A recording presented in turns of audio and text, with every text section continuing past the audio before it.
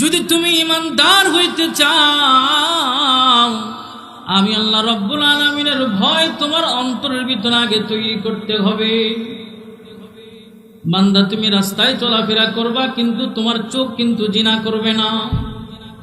বান্দা, তুমি জমিনে যাবা ঠিক, কিন্তু আরেকজনের জমির আল কেটে দিয়ে পানি তোমার জমিতে তুমি নিবা না।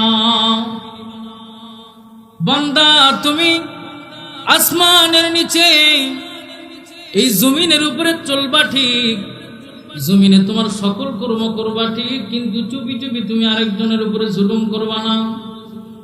প্রকাশ্য দিবালোকে তুমি আরেকজনের উপরে জুলুম করবা না। তুমি এখন যদি জুলুমও করো, মনে মনে চিন্তাও করো, আমি তো আল্লাহর ইমানদার বান্দা, আমার ভিতরে ঈমান আছে। আল্লাহ রাব্বুল আলামিন ডাক দেয়া বলেন, ও বান্দা, যতই তুমি নিজেকে ঈমানদার মনে করো না কেন, যতক্ষণ পর্যন্ত আমি আল্লাহ রাব্বুল আলামিনের ভয় অন্তরের ভিতরে ঢুকাইতে পারো না, ততক্ষণ পর্যন্ত বান্দা তুমি ঈমানদার হইতে পারবা না। একজন ঈমানদার ব্যক্তির পরিচয় কেমন হবে?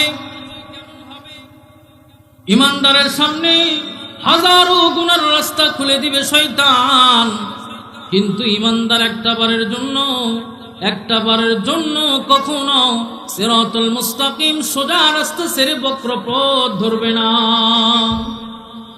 একজন ঈমানদারের পরিচয়, যে ঈমানদার কখনো তার সোজা রাস্তা ছেড়ে দিয়ে বাঁকা পথ ধরবে না।